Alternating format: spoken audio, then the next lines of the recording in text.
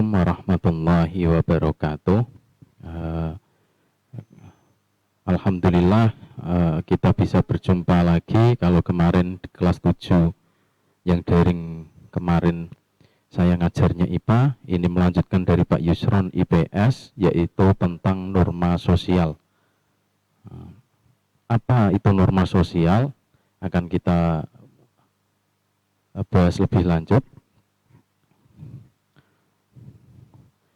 Seperti yang diterangkan oleh Pak Yusron kemarin, bahwa kita ini adalah makhluk sosial yang selalu berinteraksi dengan makhluk lain. Maka dari itu harus ada norma-norma yang berlaku dalam sosial kemasyarakatan. Apa aja itu norma sosial? Norma sosial adalah patokan aturan-aturan atau aturan-aturan perilaku yang berlaku dalam kelompok. Aturan atau norma dan mengendalikan tingkah laku mereka agar tetap sesuai dengan norma sosial. Dan norma sosial ini selain memberi tatanan atau aturan, juga memberi sanksi berupa daya ikat atau suatu keharusan dari adanya keberadaan norma sosial dalam upaya mencapai tujuan dari norma sosial itu sendiri. Next. Klasifikasi norma, ini ada 7. Yang pertama kebiasaan atau kelaziman. Nomor 2 norma cara, usage. Ketiga kesusilaan atau tata kelakuan. Yang keempat adat istiadat, custom. Nomor 5 norma hukum, ada norma agama. Dan yang terakhir norma mode atau fashion. Ini nanti yang urut-urutannya seperti ini. Coba yang pertama yang saya bahas yaitu tentang cara dulu. Cara yaitu sebuah bentuk perbuatan yang sering digunakan dalam berhubungan antar individu dalam masyarakat. Bila dilanggar tidak akan mendapatkan hukuman atau sanksi yang berat. Pelanggar biasanya hanya dikatakan aneh. Ini sanksinya ringan sekali. Paling-paling dikatakan aneh atau tidak sopan. Contohnya penggunaan tangan kiri itu aneh. Walaupun tidak ada hukumannya ya ini ya. Maksudnya cuman pelanggar itu seakan-akan kalau dilihat orang kok aneh ini, ya, atau tidak sopan. Salaman kok pakai tangan kiri, padahal itu kidal, itu cara. Contohnya lagi makan sambil berbicara. Ini tidak ada sanksinya. Kalau makan sambil berbicara akan dipukul oleh masyarakat, tidak ada. Tapi dikatakan aneh atau kurang sopan. Mengeluarkan bunyi setelah makan atau kentut itu juga tidak baik, tidak sopan. Nanti akan dicemooh oleh orang lain. Ini hukumannya paling ringan atau cara usage ini paling ringan dalam norma. Next.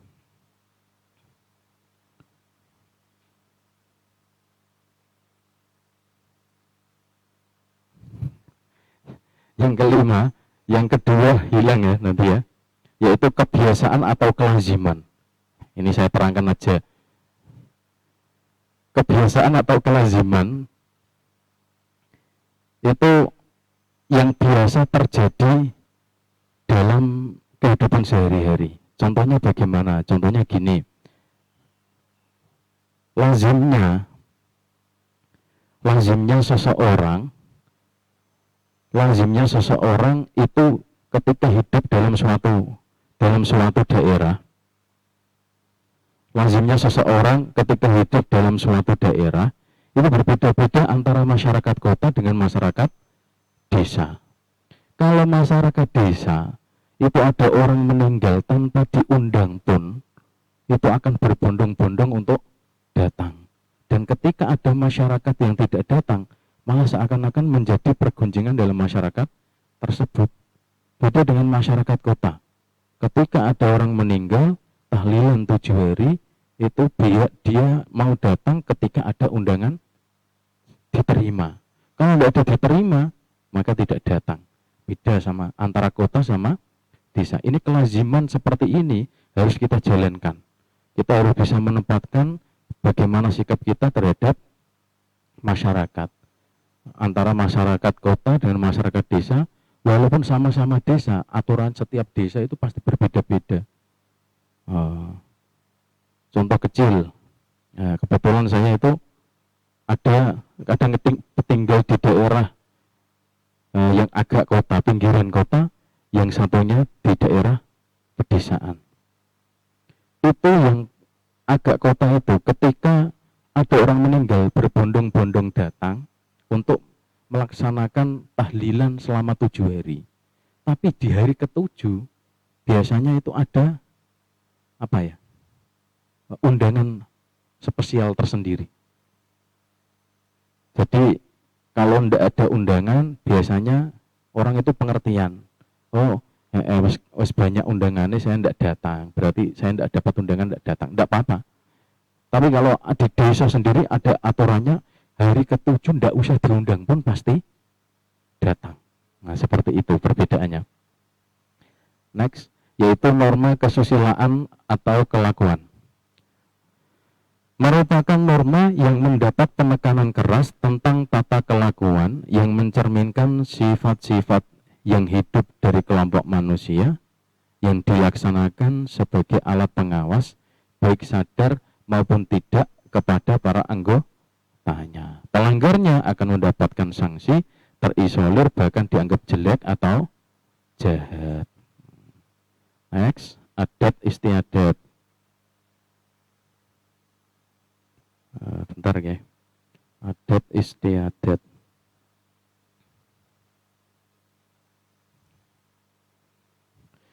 Adat istiadat merupakan ide atau gagasan orang banyak yang hidup bersama dalam masyarakat kesukuan. Nah ini, adat istiadat kadang-kadang malah hukumannya lebih ngeri. Contohnya di daerah pedalaman Kalimantan, tidak boleh membawa pergi orang asli suku Dayak kecuali dengan syarat menyembelih sesuatu atau dengan menyerahkan mahar yang sangat besar sekali. Ini berlaku dalam kesukuan. Contohnya norma adat berlaku tradisi daerah tertentu, misalnya pada masyarakat yang masih menganut sistem kasta. Jika mau menikah ada aturannya ini tadi, tidak boleh melanggar adat. Next, yang kelima, yaitu norma hukum. Norma hukum dapat dibedakan menjadi 2 macam. Ada norma hukum tertulis, ada norma hukum tidak tertulis. Norma hukum tidak tertulis yaitu hukum perdata atau pidana yang contohnya diatur oleh pemerintahan.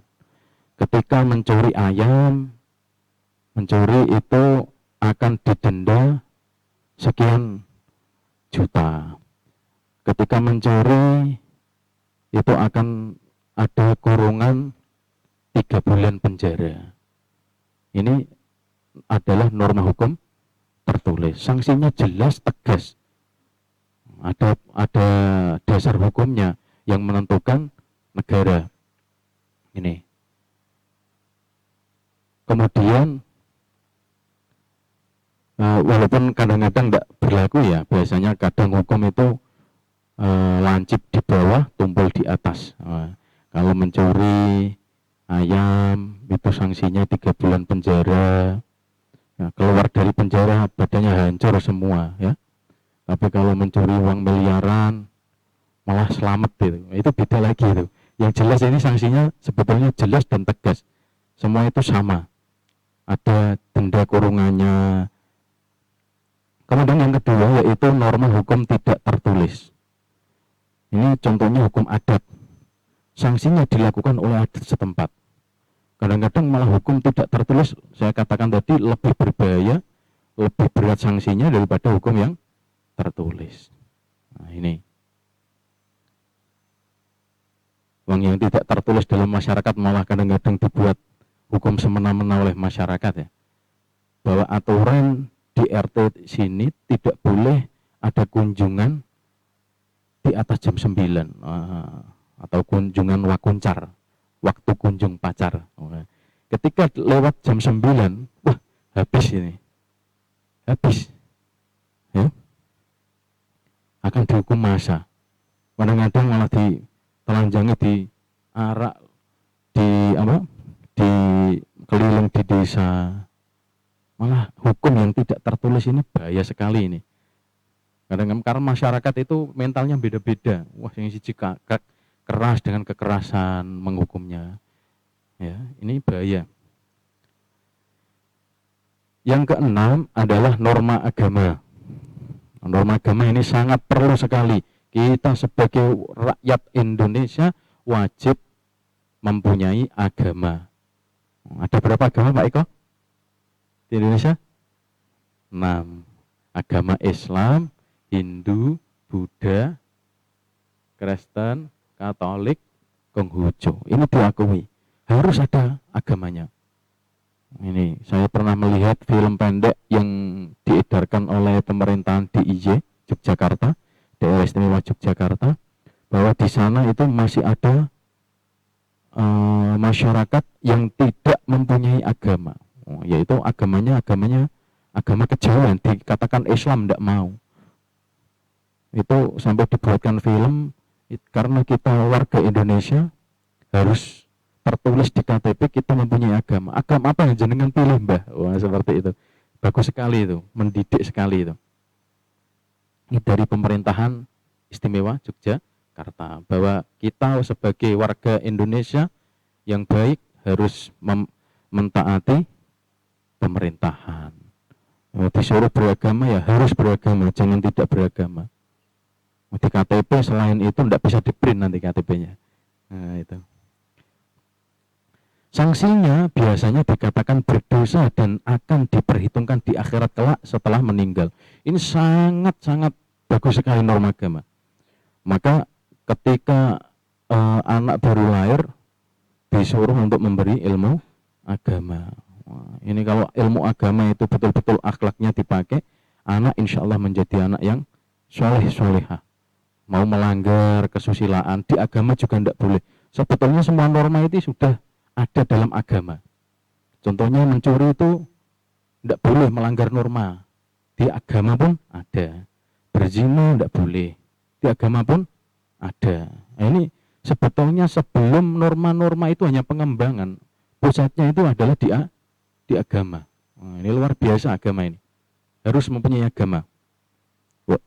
Agama di Indonesia mayoritas Islam, alhamdulillah. Nah, ini yang ada di Indonesia ya 90% lebih Islam. Yang ketujuh yaitu norma mode atau fashion. Norma ini dilakukan melalui proses imitasi. Imitasi itu apa? Imitasi itu niron. Ada pakar sosiologi mengatakan bahwa suksesnya seseorang itu tergantung imitasi, karena kita ini memang sifatnya itu menirun atau niru dari orang lain ataupun apapun dari orang lain. Contohnya kita ini, kalau kita mau sukses, panutan kita Nabi Muhammad, ya, akhlak beliau begitu luar biasa. Kita imitasinya meniru Nabi Muhammad. Nah, ini hampir semua itu niron, pengembangan paling ya. Pengembangan. Kita tiron yang baik, ambil yang baik, yang jelek tidak usah kita ambil, lebih diperbaiki lagi. Nah, dalam kaidahnya fikih itu apa? Wal akhdhu bil jadidil aslah. Wah, nah ini mengambil sesuatu yang apik, diwapiki lebih baik lagi. Kalau seperti itu nanti luar biasa ini dunia. Akan ada orang-orang yang baik. Norma ini sifatnya sementara tetapi berkembang sangat cepat. Nah, ini biasanya sifatnya sementara. Ketika tahun 2000-an itu artis yang paling ini pasti kalian kenal semua ini, artisnya masih hidup sampai sekarang. Ketika tahun 2000-an itu artis yang menjadi imitasi dari anak-anak muda di Indonesia itu namanya Agnes Monica, sekarang namanya Agnes Mo. Itu hampir semua Agnes itu Niron, artis Korea zaman dulu itu F4 ya. Ya Pak Eko ya. Sancai ya. Sancai. Rambutnya itu lurus sekali. Orang Indonesia rambutnya bergelombang, bahkan ada yang keriting sangat luar biasa keritingnya seperti Indomie ya. Diluruskan yang namanya dengan catok, dengan obat. Makanya sampai sekarang ada salon untuk meluruskan rambut. Baris itu dikasih pirang-pirang. Itu proses imitasi yang dilakukan oleh Agnes Monica, Niron Sancai ditiru Agnes Monica, kemudian berkembang di masyarakat Indonesia. Zaman dulu itu lewatnya Agnes itu mempengaruhi lewat sinetron Nikah Muda ya. Nikah Muda atau Kawin Muda, saya masih ingat betul itu. Ditayangkan setiap hari saya nonton itu. Karena zaman dulu, zaman saya kecil itu hiburannya cuma televisi, tidak ada HP. Ya pernikahan dini, Masya Allah.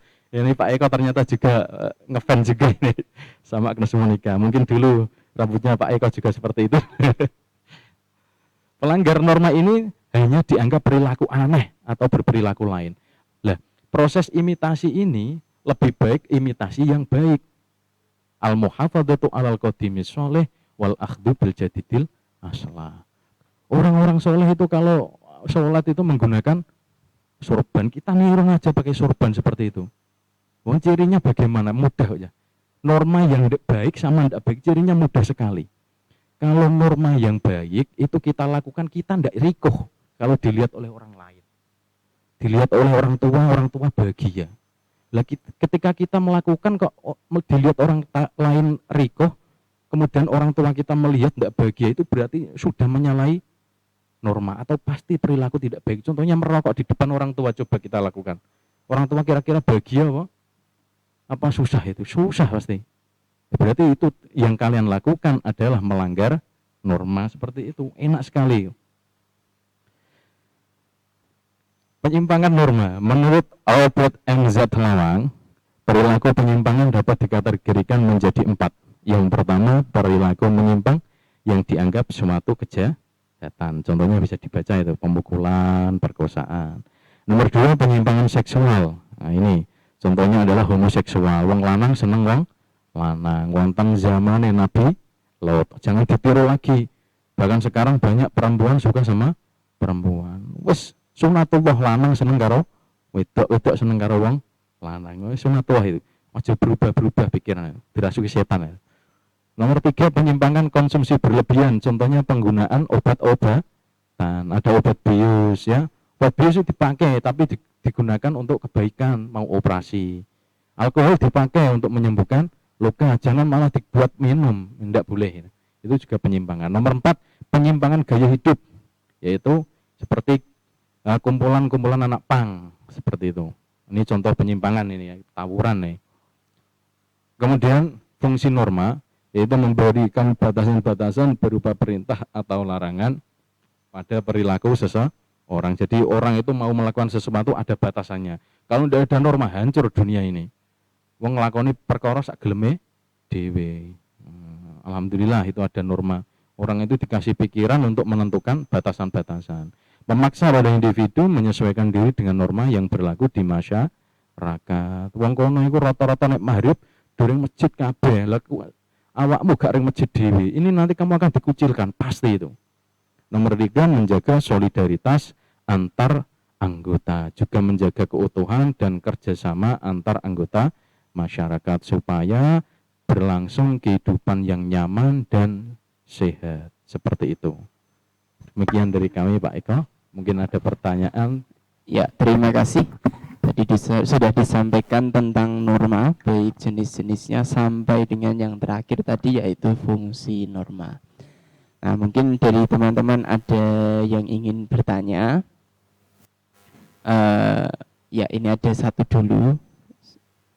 Satu saja, kita cukupkan satu karena setelah ini masih ada satu pelajaran lagi. Assalamualaikum Pak, mohon nomor 3 diulangi. Nomor 3 itu maksudnya berarti norma yang ketiga yaitu norma kesusilaan atau tata kelakuan ya. Ini satu penanya katanya sudah kelewat waktunya ini. Atau merupakan norma mendapatkan penekanan keras tentang tata kelakuan yang mencerminkan sifat hidup dari kelompok masyarakat yang dilaksanakan sebagai alat pengawas, baik secara sadar maupun tidak, kepada para anggotanya. Pelanggar ini biasanya sanksinya adalah terisolir, bahkan dianggap jelek atau jahat. Pokoknya kelakuan kita di masyarakat kalau kita aneh-aneh, ini menyalahi adat, pasti kita akan dianggap jelek atau jahat oleh masyarakat. Sanksinya terisolir, ono apa-apa ora dikandani, ono apa-apa ora dijak. Ini Masya Allah ini. Ini banyak sekali, mungkin kalian di pondok juga seperti itu. Wes mbarke wae aja wong sak geleme dhewe wae roan. Malah turu. Digugah ngamuk. Ya. Itu nanti lama-kelamaan kalian akan dijauhi teman-teman kalian. Makanya kita itu harus karena kita masyarakat yang berinteraksi dengan orang, kita ini termasuk tidak bisa individualisme, harus berinteraksi dengan yang lain. Maka dari itu ya memang harus berinteraksi, mengikuti apapun yang terjadi pada kehidupan kita di sekeliling kita, seperti itu. Ojo diweni liyane seragam ya pakai seragam, ojo diweni liyane seragam kita tidak pakai seragam malah pakai kaos, jangan seperti itu. Ya, terima kasih. Mungkin itu jawaban dari beliau tentang norma kesusilaan, artinya norma yang sanksinya itu sanksi dari masyarakat tidak tertulis. Oke, terima kasih. Mungkin sebagai penutup. Sebagai penutup, intinya kita berusaha semaksimal mungkin menjalankan norma-norma yang berlaku pada kehidupan kita. Ada 7 tadi. Yang paling kita tekankan malah di madrasah kita norma, yaitu norma agama. Kalau norma agama ketemu, maka norma yang lain akan mengikuti. Karena sumber dari norma itu adalah agama. Seperti itu Pak Eko. Mungkin dari saya seperti itu. Ya, terima kasih. Kita lanjutkan untuk mata pelajaran